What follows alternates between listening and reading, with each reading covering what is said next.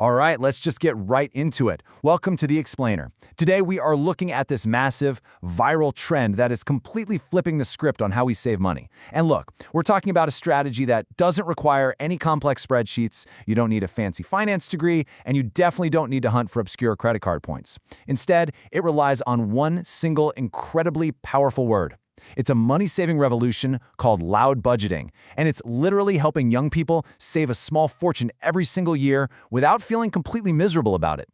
Look, if you're a university student right now, I really need you to listen up. I know exactly how intense that campus pressure gets. You're constantly surrounded by people, there's always a plan, always a new cafe to check out, always a late-night food run. And let's be real here, you are probably exhausted from going broke just to keep up appearances.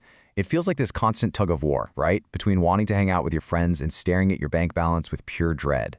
And oh man, then there's the Instagram FOMO. You're scrolling through your feed, and it's just this endless reel of fancy aesthetic dinners, spontaneous weekend getaways, and expensive concerts.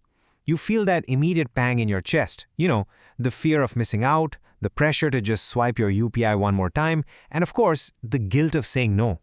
Meanwhile, behind the scenes, you're stressing about having absolutely zero financial safety net. It's a toxic cycle, and honestly, it is draining your wallet. So here's our roadmap for this explainer. 1. The campus FOMO trap. 2. What is loud budgeting? 3. The math of saying no. 4. Your 5-step action plan. 5. Why the psychology works. And 6. Choosing your future self. All right, part 1, the campus FOMO trap.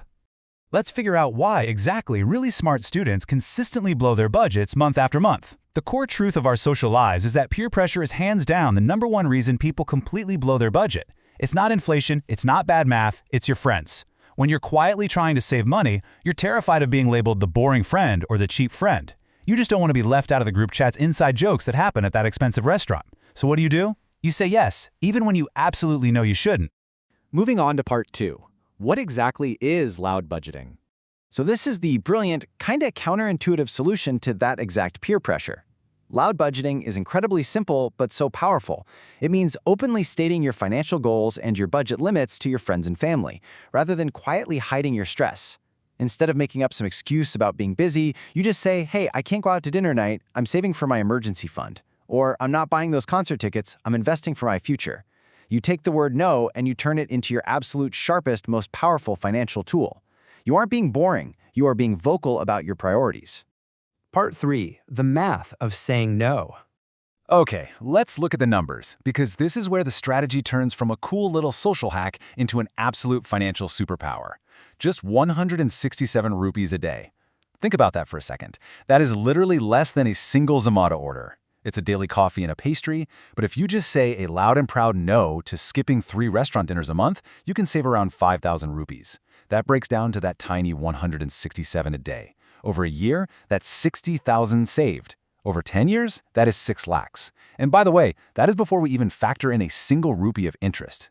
So let's actually see how this builds. Imagine you invest that 5,000 a month at an average 12% return. If you start loud budgeting right now at age 22, by the time you hit 40, you are sitting on a corpus of 37 lakhs. Seriously, that is not a typo. 37 lakhs just from skipping a few dinners a month. But you really have to look at the hidden cost of waiting here. If you delay this and start at age 28, you have to save 10,000 a month, literally double the amount, just to reach that exact same goal.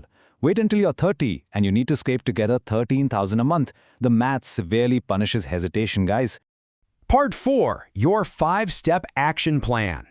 So we know the math absolutely works, but how do we actually execute this in the real world? Well, here is your systematic step-by-step guide to turning saving money into a badge of honor. First up, define your why.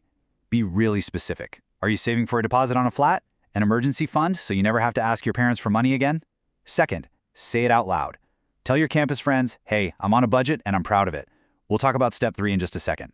Step 4 is automate your savings. Set up a monthly Asai beep of 5,000. Treat it like a mandatory bill you have to pay before you spend anything else. And step 5, celebrate your wins. Track your progress visually and give yourself a reward when you hit those milestones. Now I want to zoom in on step 3 for a second, because this is literally where the magic happens.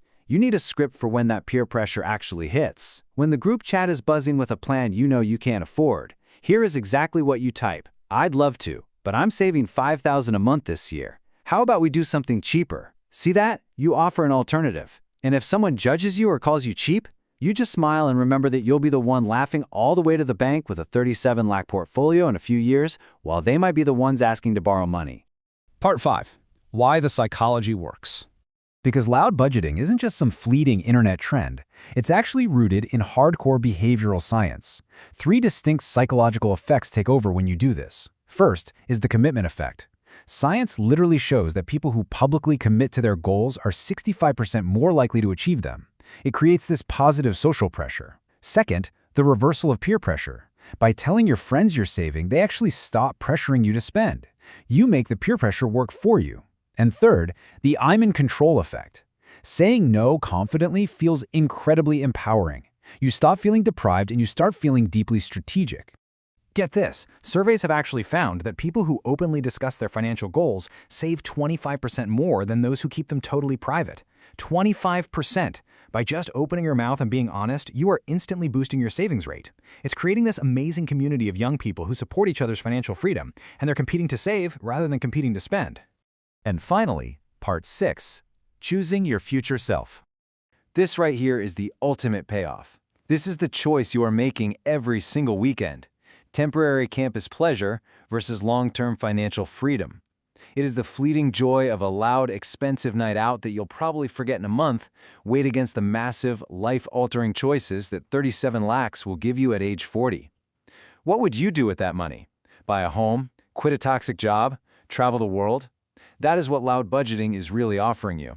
It's not about sacrificing your fun. It is entirely about buying your future freedom. So I'm going to leave you with this one question. What is your very first loud budgeting goal? I want you to make that commitment right now. Set your goal today, and honestly, better yet, drop a comment below and just say it out loud to the world. Start your loud budgeting journey right now. Share this explainer with that one friend who you know really needs to hear this, and let's start making no the most powerful word in our vocabulary. Stay loud, stay smart, and I'll catch you in the next explainer.